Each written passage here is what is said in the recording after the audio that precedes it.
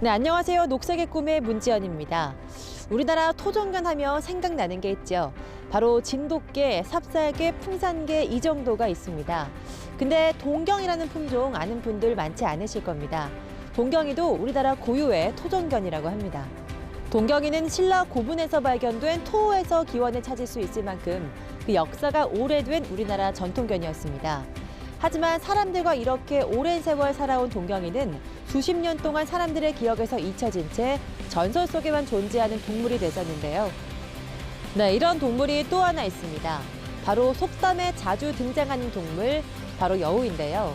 여우는 민가 주변에 살던 동물로 사람들과 참 친숙한 동물입니다. 하지만 이젠 전설 속에만 존재하는 동물이 됐는데요. 최근 전설 속에만 존재하던 동물들을 다시 볼 수 있게 됐습니다. 오늘은 그 동물들이 사라진 이유와 복원 과정에 대해서 알아보겠습니다. 동글동글 유순하게 생긴 외모에 사람을 좋아하고 잘 따르는 친화력, 유독 짧은 꼬리가 눈에 띄는 이 녀석. 우리나라 전설 속에 존재했던 토종개 동경이다. 매서운 눈빛, 다부진 체격, 전설 속에서만 전해져 내려오던 신비로운 동물 토종여우. 사라진 줄 알았던 여우와 우리나라 토종개 동경이가 돌아왔다. 동경이와 토종여우는 어떻게 우리 곁으로 돌아올 수 있었을까?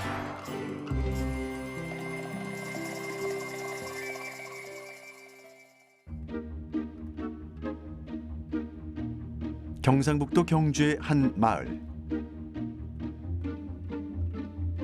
동네 어귀에 개들 데리고 나들이 나온 사람들로 북적북적하다.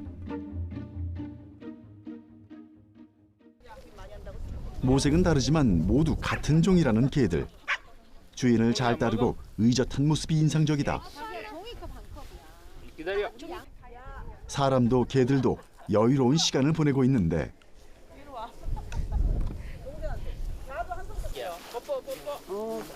오늘 이 자리를 마련한 사람, 동국대 동경이연구소 센터장인 최석규 교수다.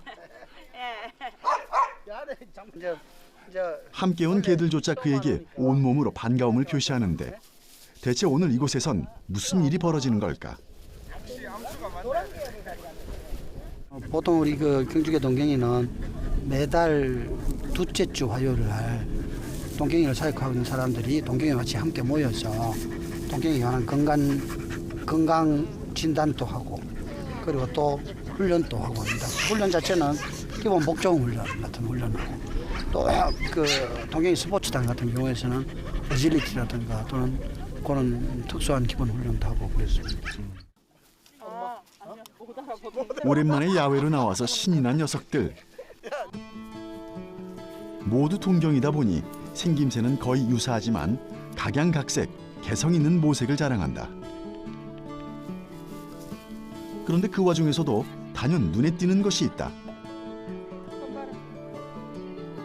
바로 아주 짧거나 혹은 아예 없는 것처럼 보이는 이 꼬리다. 일부러 자른 것이 아니고 원래부터 짧은 꼬리를 가졌다는 희귀 토종견 동경이.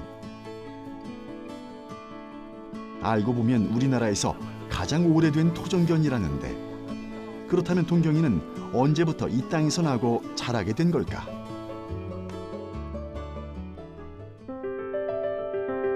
꼬리 짧은 개에 대한 최초의 기록은 삼국사기에서 찾아볼 수 있다. 유일견, 상여야노. 여기서 야생노루 모양을 하고 있는 개는 바로 꼬리 짧은 개 동경이를 의미한다. 삼국사기에는 이 개가 사비성 해안 서쪽에서 와서 왕궁을 보고 짖었다고 기록돼 있다.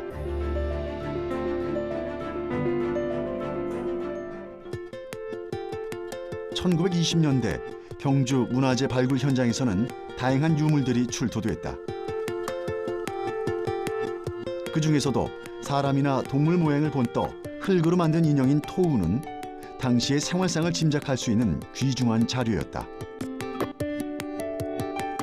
신라 고분 속에서 출토된 개 모양의 토우는 약 44종이었는데 거기서 70% 정도가 꼬리가 짧았다. 하지만 당시에 이 꼬리 짧은 개가 우리나라를 대표하는 토종견일 수도 있다는 생각을 하는 사람은 없었다. 최석규 교수가 이 토우를 보게 된 것은 그로부터 수십 년이 지난 후였다. 토우하고 비교하는 과정 속에서 꼬리 짧은 개를 제가 확인하게 되어집니다. 그래서 이 꼬리 짧은 개가 신라의 토종개일 수도 있다. 전해져 오고 있는 그 꼬리 짧은 개가 이 개일 수도 있다라는 것들을 확인하게 됩니다. 경주 시내에 위치한 한 마을. 이곳에 유난히 사람들의 발걸음이 끊이지 않는 곳이 있다. 바로 경주계 동경이 체험관. 우리나라의 오랜 토종개지만 아직은 동경이를 생소하고 낯설게 느끼는 사람들이 많다. 하지만 동경이를 직접 마주하고 어울려보는 기회를 통해 보다 친밀한 감정을 느낄 수 있게 마련된 장소다. 체험관 한켠에 마련된 역사박물관에서는 동경이에 대한 역사적 기록물들도 확인할 수 있는데 제작진은 최석규 박사와 동행해 우리나라 역사 속 동경이를 만나보기로 했다. 5세기, 6세기경 신라 고분군에서 출토된 꼬리 짧은 개, 즉 경주계 동경이를 경주계 동경이 토우에 대한 부분들을 재현한 것들입니다. 재현된 토우를 살펴봤더니 동경이의 특징이 잘 표현돼 있다. 뾰족한 귀 모양, 그리고 엉덩이 끝에 매달린 짧은 꼬리가 바로 전형적인 동경이의 모습이다. 이것은 1926년 황남동 고분에서 출토된 토기다. 이 뚜껑에는 멧돼지와 개 모양의 토우가 서로 마주보고 있는데 최석규 박사는 이 토우를 보고 꼬리 짧은 개가 신라시대 때부터 존재했고 멧돼지와 대적할 수 있는 사냥개로 활용되어 왔음을 알 수 있었다고 한다. 박사님, 그러면은 그 동경이라는 이름이 신라시대 때부터 있었던 이름인 건가요? 그렇지 않습니다. 그 꼬리 짧은 개가 동경이라고 그 이름이 붙여진 계기에 대한 부분들은 1669년에 경주의 부윤에 의해서 제작되어진 동경 잡기에 나타나고 있습니다. 17세기에 쓰여진 동경 잡기를 살펴보면 신라시대 우리 조상들이 어떻게 살아왔는지 그 생활상과 풍속을 짐작할 수 있다. 동경 잡기에는 당시 동경부라 적힌 기록을 발견할 수 있는데 이것이 지금의 꼬리 짧은 개, 즉 동경이를 불렀던 첫 명칭이라고 할 수 있다.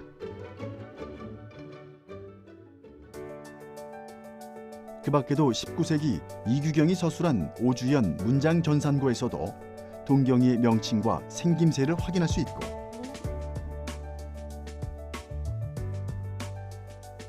조선 순종 때 간행된 증보문헌 비고나 조선 후기학자 이익이 쓴 성호사설,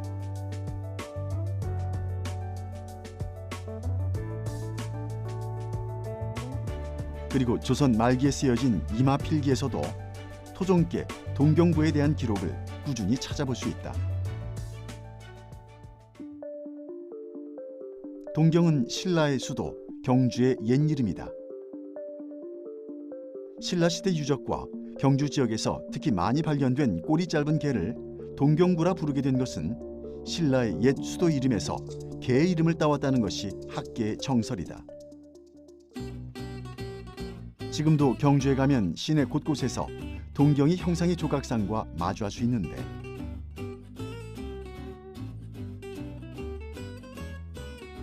경주 지역을 대표하고 더 나아가 한국을 대표하는 토종견으로서 동경이에 대한 자부심이 드러나 있다.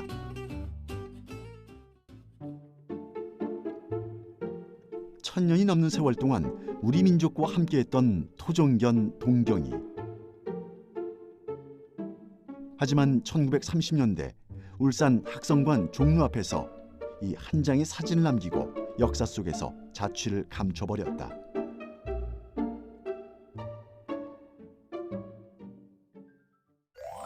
동경이는 경주의 옛 이름 동경에서 키워졌던 강아지라 동경이라는 이름이 붙여졌을 것으로 추정되고 있습니다. 이 1000년 넘게 사람들과 함께했던 동경이는 왜 사람들의 기억에서 잊혀지게 된 걸까요? 동경이가 사라지게 된 원인을 살펴보니 과거에는 고유 품종을 지키기 위한 노력이 부족해서 이 무분별한 교배가 이뤄졌을 것으로 추정되고 있습니다. 그리고 일제강점기 일본은 전쟁에 필요한 가죽을 조달하기 위해 조선에 살고 있는 토종견들을 무차별적으로 도축했습니다. 그중 동경이도 피해를 입은 토종견이었는데요. 무분별한 교배와 수탈로 인해 동경이가 이 땅에서 사라지게 된 겁니다. 다행스럽게도 동경이를 복원하려는 연구와 노력으로 조금씩 명맥을 이어갈 수 있게 된 건데요. 과연 어떻게 된 걸까요? 제작진은 사라진 동경이가 세상에 다시 나오게 된 과정을 차근차근 살펴보기 위해 동경이 연구소를 찾았다.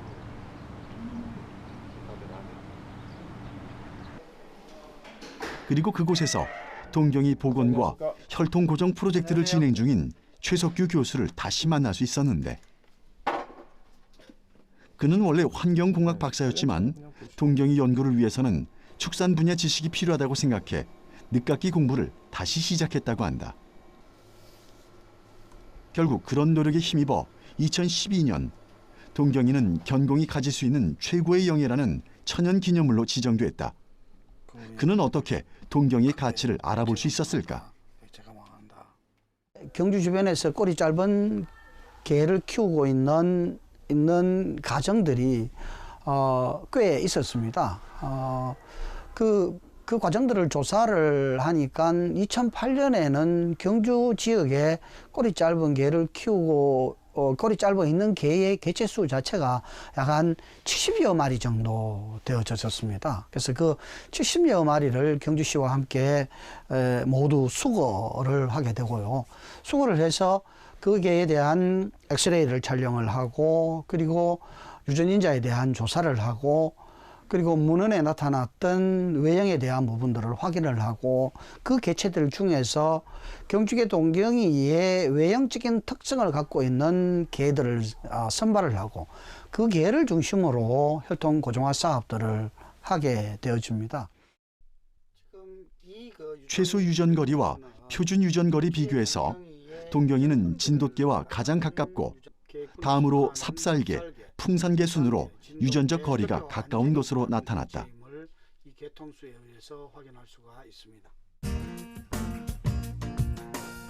동경이는 진돗개와 비슷한 외형을 가졌다. 둥글게 생긴 눈에 쫑긋하게 앞을 향한 귀, 활 모양으로 잘 구부러진 발에 발가락이 촘촘하게 모여 있다. 그러나 동경이는 가장 가까운 유전거리를 가진 진돗개와도 전혀 다른 품종이란 사실을 꼬리 모양을 통해 확인할 수 있다. 일반적으로 진돗개와 동경이는 외형상으로 체구라든지 크기나 이러한 것이 구분하기가 상당히 어렵습니다만은 동경이는 꼬리가 짧거나 없기 때문에 진돗개와 확연히 구분할 수가 있습니다. 보통의 개는 꼬리뼈가 20개 전후로 되어 있습니다만은 동경이의 경우는 8개 이하로 되어 있습니다. 때문에 꼬리가 없는 동경이도 척추는 그 흔적이 4개 정도가 남아 있고, 그 외에 단미종, 그러니까 꼬리가 짧게 나타나 있는 것은 보통 척추가 5개에서 8개, 이러한 꼬리뼈로 구성되어 있습니다. 몇 년 전부터 동경이의 꼬리가 퇴화된 원인에 대한 연구도 활발하게 진행되면서 꼬리뼈 퇴화에 관련된 유전자도 발굴할 수 있었다. 이것은 꼬리뼈 퇴화를 통한 동물의 진화 과정을 연구하는 데도 충분한 학술적 가치가 있다고 한다. 동경이가 다 자랐을 때 암수에 따라 다르지만 높이와 길이는 약 50cm 정도고 몸무게는 14에서 18kg에 이른다. 털 색상도 다양한데 지금까지 복원된 동경이는 백구, 황구, 흑구, 그리고 호랑이 무늬인 호구까지 총 4가지의 모색을 지니고 있다. 최석규 교수가 동경이를 복원시키고 또 혈통 고정에 열정을 쏟았던 이유는 토종견의 중요성에 대해서 누구보다도 확고한 철학이 있기 때문이었다. 우리 민족들은 키가 160대 초반이었었습니다. 그죠? 그런데 키가 대단히 크면 우리가 개를 사육하기에는 여러 가지 많은 그 환경적인 문제가 있게 되어지죠. 그래서 1500년 동안 우리 민족의 크기에 맞게끔 만약에 그 경주개 동경이 자체가 대단히 포악했다면 1500년 동안 우리 민족과 같이 함께 못했었을 겁니다. 그죠? 그리고 또 먹거리 자체가 우리 민족들이 그 먹었던 먹거리와 다른 어떤 먹거리들을 취했다면 또 함께 하지 못했었을 겁니다. 그 모든 사항들이 유전형질 속에 포함되어 있는 것들입니다. 근래에 들어와서 그 외래종으로 들어왔던 개라든가 크기 자체가 대단히 크다든가 대단히 싸나운 개라든가 이런 개들과 교배를 하게 되면 외형적으로는 꼬리가 짧지만 성격 자체가 대단히 포악한 개들이 탄생되어 줄 수 있다는 것들입니다. 그게 바로 잡종화되어졌다라는 것들입니다. 그래서 그런 잡종화되어졌던 그 동경이들을 순수 영토로 만들어야 되는 이유 자체가 바로 그와 같은 이유입니다.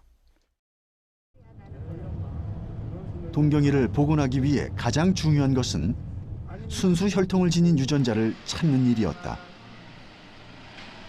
이 개가 현재 경주의 동경이를 부활시킨 1등 공신인데 이름은 황진이, 나이는 올해로 16살이다.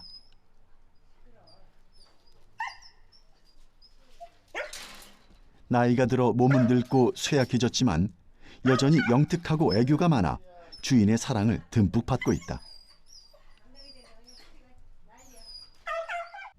지금 이 동경이의 그 대목격이에요. 그 자손들이 지금 5대, 6대 손까지 나와서 많이 퍼져 있습니다. 이 새끼들이. 그러니까 이 동경이 복원 사업에 큰 역할을 한 저 훌륭한 개입니다. 동경이 복원 사업에. 황진이는 사람 나이로 치면 환갑이 훌쩍 넘은 노견인데 동경이들의 대모답게 의젓한 모습을 자랑한다.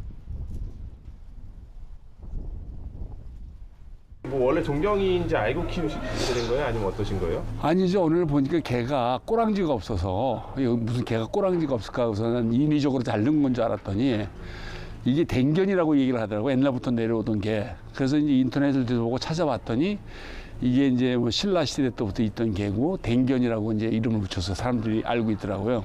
그래서 내가 경주 사니까 그러면 이 신라견이라고 그러니까 내가 키워야지 하고서 키웠는데 그러다가 이제 2005년도에 이제 동경이 그 보존협회가 결성되고 이제 정책적으로 혈통 고정화를 시키고 그리고 이제 천연기념물을 지정하기 위해서 우리들이 노력을 했죠.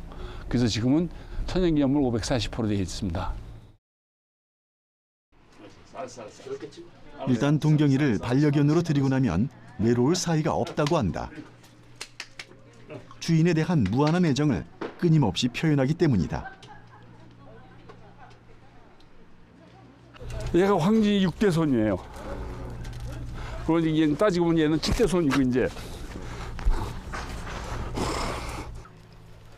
퇴화되고 짧아진 꼬리의 개는 세계적으로도 유래를 찾아볼 수 없는 희귀종이라고 한다.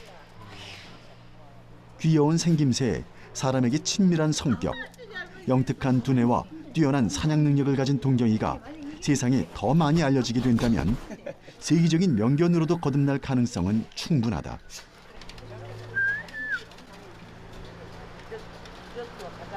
지금 혈통이 어느 정도 고정화가 되고 네. 이런 것들을 보면 조금 보람도 있으시고 하시겠어요? 그렇죠. 이거 뭐 내가 큰 역할을 한 건 아니지만 그래도 일조를 했다는 거에 대해서 천연기념물로 지정하는 거에 대해서 일조를 했다는 것에서 좀 보람도 있고 긍지도 느끼고 있고요. 또 앞으로 이 동경이가 진짜 우리나라를 대표하는 토종견으로 잡으러 갈 수 있도록 더 많이 노력을 해야죠, 우리가. 우리나라 토종견 중에 천연 기념물로 지정된 토종견은 세 종에 있습니다.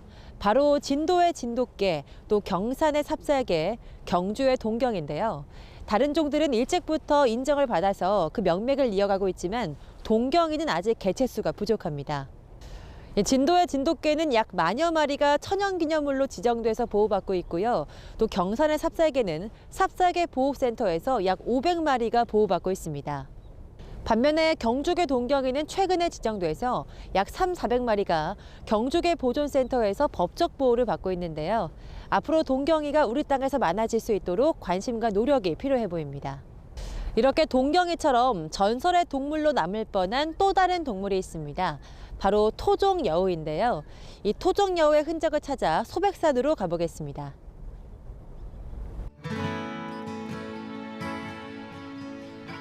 태백산에서 남서쪽으로 뻗은 소백산맥 줄기. 수려하고 웅장한 산세를 품은 우리 민족의 영산 소백산이다. 장엄하게 펼쳐진 산등성이와 끝도 없이 이어진 능선. 이 아름다운 자연 속 어딘가에선 지금도 생명의 소실과 탄생이 반복되고 있다.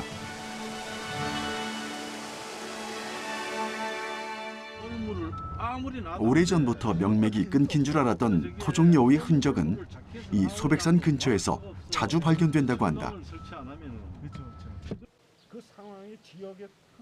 이곳에 살고 있는 마을 주민들은 혹시 이 사실에 대해 알고 있을까? 저기 저 가면 저 전부 풀밭에 갈 때 아이고 뭐 그 가끔 여기 와. 예.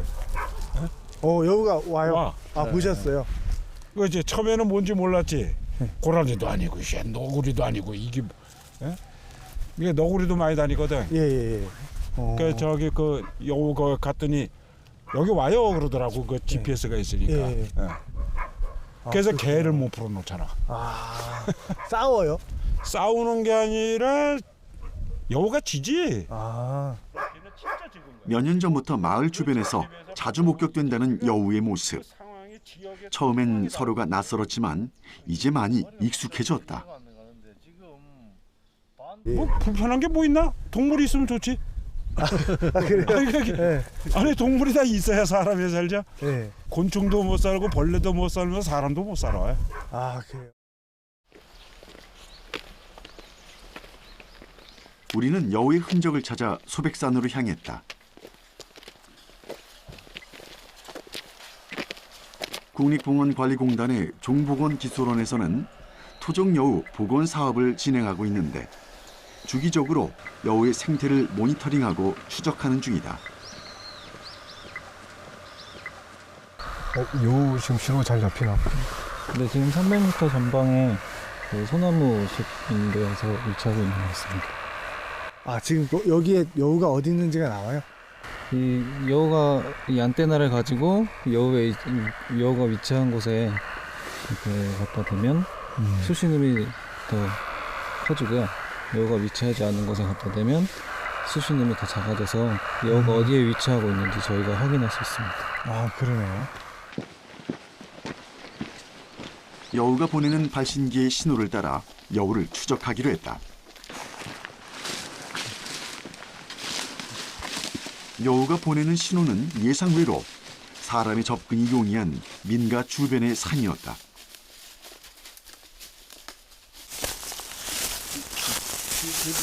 여우 배설물이 하나 있거든요. 아, 이거예요? 네. 시간이 좀 지난 것 같고요.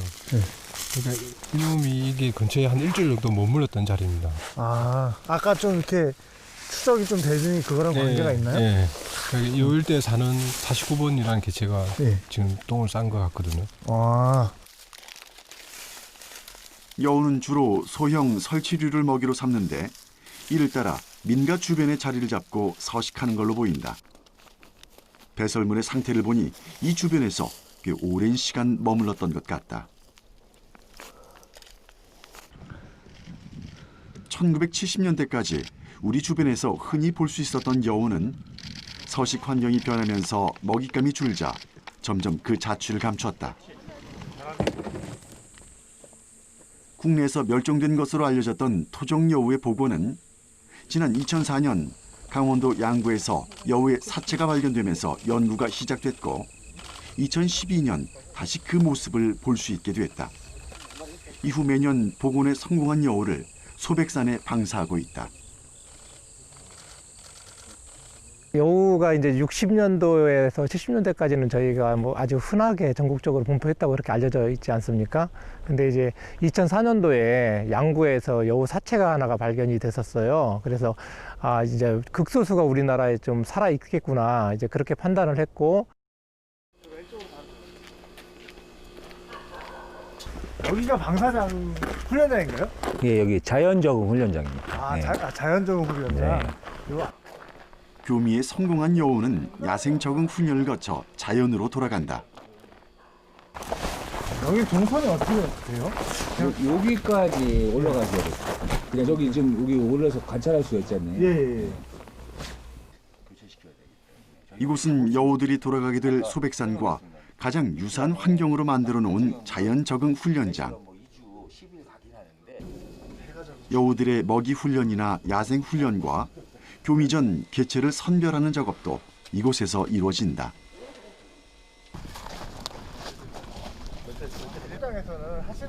오늘은 여우들의 특별 먹이 훈련이 있는 날. 야생에 방사되기 전 여우를 그럼 지금 오늘 계획하고 계신 오늘은 뭐 것도 있나요? 야생 적응 훈련의 한 일환으로 토끼 한번 구별을 하려고 개체를 한번 포획해서 한번 여우들한테 줘보도록 하겠습니다. 여우들이 야생으로 돌아갔을 때 스스로 먹이를 잡아 생존할 수 있도록 하기 위한 특별 훈련이다.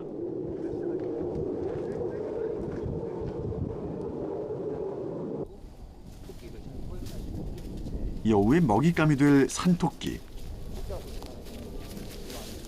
토끼 역시 야생 적응 훈련을 통해 산속에 풀어놓는 동안 더욱 날쌘 동작이 가능해졌다. 과연 토끼는 이 야생 훈련에서 살아남을 수 있을까?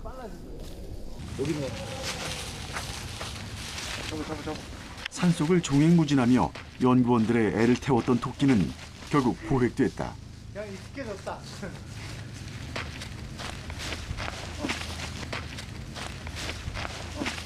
이 토끼는 그냥 완전 야생 토끼인가요? 완전 야생은 아니고요. 저희가 이제 사육했던 애를 야생 적응장에 풀어서 야생성을 길러준 토끼라고 생각하시면 아까 보니까 되게 빨리 뛰어다니던데. 한 이틀 지나면 저희도 못 잡습니다. 적응해서 여기 숲에 적응해서.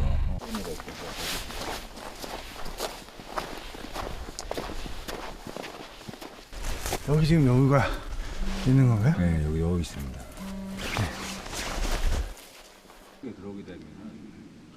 산채로 여우의 먹잇감이 될 토끼. 여우들에게선 벌써 반응이 오고 있다.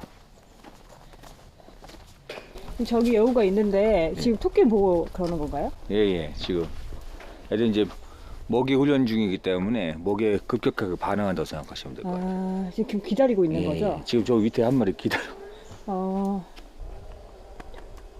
토끼를 마중 나온 여우 한 마리. 눈빛이 예사롭지 않은데. 토끼에게 다가올 일생일대의 위기.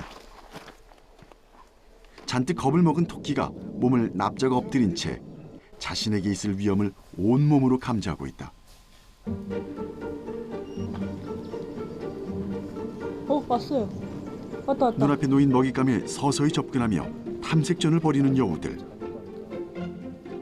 하지만 섣불리 사냥에 나서지 않고 조용히 때를 기다리는 중이다.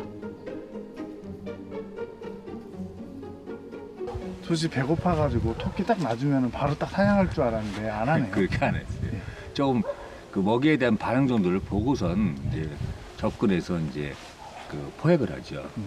그냥 확 달려드는 게 아니라 좀 주변을 어슬렁어슬렁 하면서 이제 먹이에 대한 반응을 확인하고 그다음에 일정 시간 지난 다음에 공격해서 잡아먹게 돼요.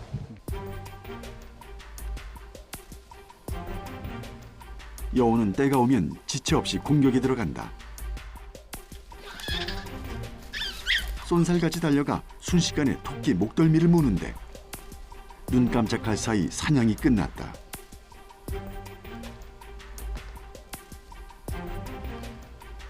그리고 몇 차례 더 공격해 토끼의 숨통을 아예 끊어버렸다.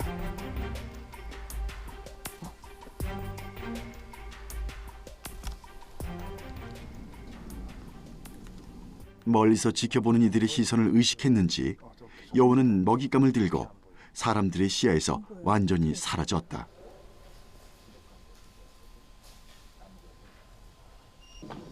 우리 사람들이 있어가지고 뒤로 돌아간 거겠죠? 예, 그렇죠. 이 경계심이 강하기 때문에 애가 이제 우리가 보고 있으니까 안 먹고 지금 그 뒤쪽 안 보이는 곳으로 이제 토끼를 데리고 갔습니다.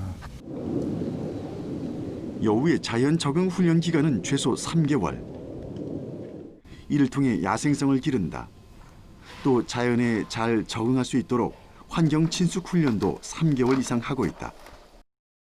2017년 봄에는 임신이 확인된 개체 10마리를 방사하기도 했다. 하지만 이렇게 훈련을 받고 자연으로 돌아간 여우들이 모두 생존하는 것은 아니다. 2012년부터 지금까지 방사된 개체는 약 30여 마리. 그중 15마리는 독극물이나 불법 엽구에 의해 죽었으며 7마리는 부상을 당한 채로 회수됐다. 인위적인 요인이 여우의 복원을 지연시키고 있는 것이다. 조성된 이유는 뭘까요? 여기는 이제 생태학습장이라고 되어 있습니다. 그러니까 이제 방사했던 여우가 이제 적응하지 못하고 다시 이제 회수된 여우들이라든지 뭐 발목이 다쳐가지고 방사하기 부적합한 애들 그런 여우들을 여기 관리를 하면서 가시가 있잖아요. 그리고 그 고양이는 또 특징적인 게 뭐냐면 교육이 방사됐다가 다시 돌아온 여우들의 보금자리. 여우들에게는 각자 그들만의 슬픈 사연이 있다. 과연 이 여우들에게는 무슨 사연이 있는 걸까?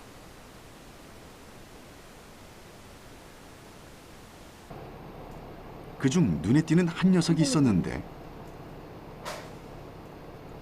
올무에 걸려 죽기 직전 구조돼 이곳으로 이송됐다고 한다. 지금 이 여우는 좀 어디가 좀 아픈 데가 있는 건가요? 예, 예전에 얘가 방사를 됐었는데 야생에 방사를 됐을 때 이 올무에 걸려서 여기 앞다리를 절단했었습니다. 그래서 그 상처 부위 확인도 하고 또 건강한지 여부를 좀 지금 정밀적으로 보고 있는 상태입니다. 그렇군요. 얘는 좀 털이 좀 까실까실. 앞다리를 잃고 평생 네 발로 걸을 수 없게 된 여우. 사고 이후 여우는 두려움이 많아져 사람들을 더욱 경계하기도 했다.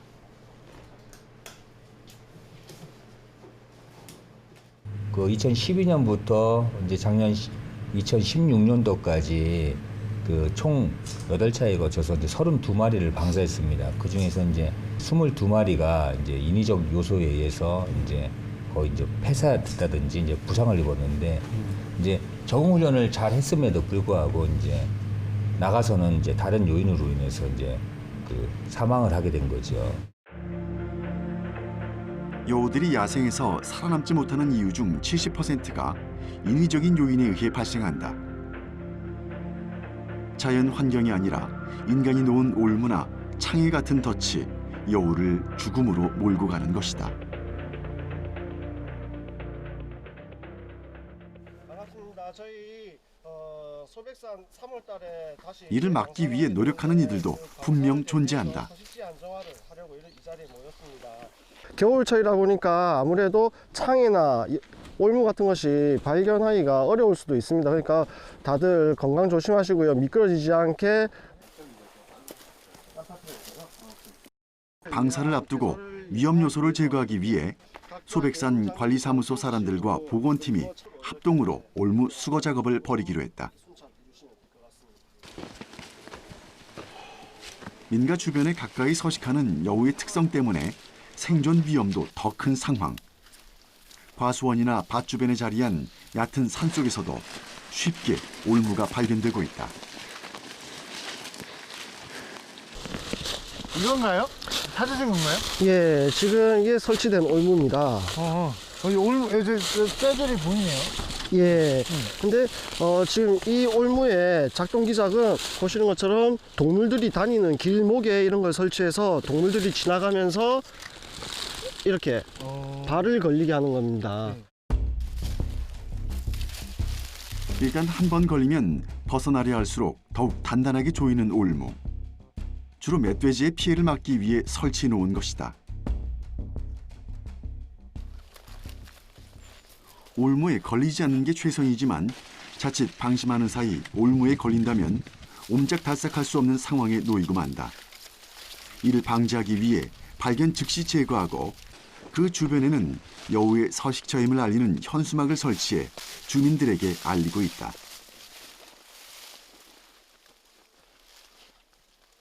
그러면 주민분들 중에서는 사실 이제 멧돼지의 피해를 줄이려고 설치한 건데 예. 이렇게 또 설치하지 말라 그러면은 예. 약간 좀 그 갈등도 있을 것 같습니다만. 예, 갈등이 생길 수밖에 없습니다. 그분들은 생계를 위해서 하는 활동이고 저희 같은 경우는 자연을 보호하고 야생동물을 보호하고자 하는 활동인데 사실상 법률적으로는 이러한 창이나 올무를 설치하는 것뿐만 아니라 보유하고 있는 것도 법에 저촉이 됩니다. 그렇기 때문에 이런 것을 설치하는 것은 사실상 저희 미래 자원 그리고 자연 자원을 위해서도 좋은 일은 아니기 때문에 저희가 이런 식으로 경고 문구를 작성을 하고 주민 계도를 통해서 설치 근절을 하고 있습니다. 이 세상에 뭐가 중요한 마을 주민들의 입장을 한번 들어보기로 했다. 동물도 다 살아야 되겠지만 물론 자연도 다 동물도 다 살아야 되겠지만 그러나 제일 우선은 사람이야. 근데 지금 현재 우리나라의 인구 중에서 직업군 중에서 가장 힘든 게 농민들이에요. 그러면 농촌에 가을에 수확기 한번 와봐야 되는데 과일들 전부 다 막 밭에 돼지가 내려와서 그냥 막 피해를 주고 하는데 그 방법이 없어요. 실질적으로 어떤 이런데 그 피해가 짐승들이 내가 피해 본 데 대해서 그런 보상은 없다고. 마을 주민들이 올무를 설치하는 이유는 야생동물에 의한 농작물 피해를 막기 위한 어쩔 수 없는 선택이었다는 것. 가을 수확기가 되면 먹이를 찾아 밭으로 내려온 멧돼지는 애써 지은 1년 농사를 망치고 밭까지 모두 파헤쳐 농민들이 입는 피해가 이만저만이 아니다. 상황이 이러하니 농민들은 나름의 자구책을 찾아 민가로 내려오는 길목에 철망이나 올무를 설치하게 된 것이다. 또 여름에 풀이 크면은 누전이 돼가 또 잘 안 돼요. 그래서 이제 이런 걸로 교체를 해야 되는데 이게 이제 비용이 좀 더 발생하고. 하지만 이조차 임시 방편일 뿐 멧돼지의 피해를 막기에는 역부족이다. 농민들에겐 생계가 걸린 일이다 보니 쉽게 타협이 되지 않는 문제다.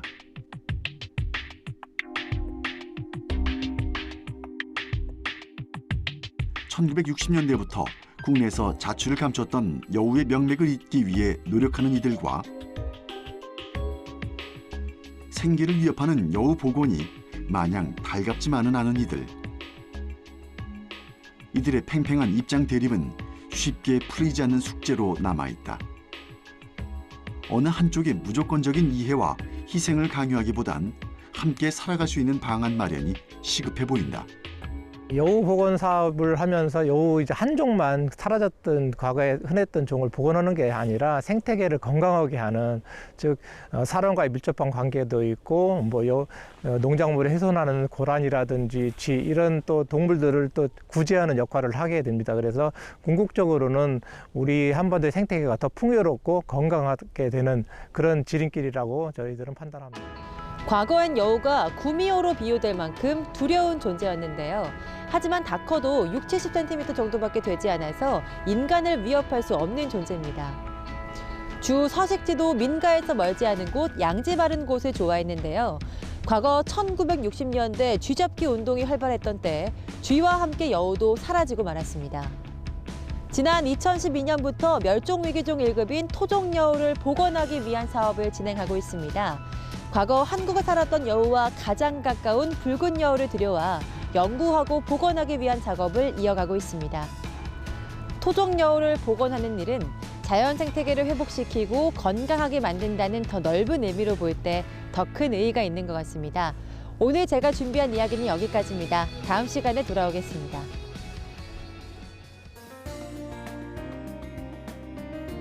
우리 민족과 오랜 시간 함께하면서 한민족의 정서를 유전인자에 새겨놓은 토종계의 가치는 값을 매길 수 없을 정도로 소중하다.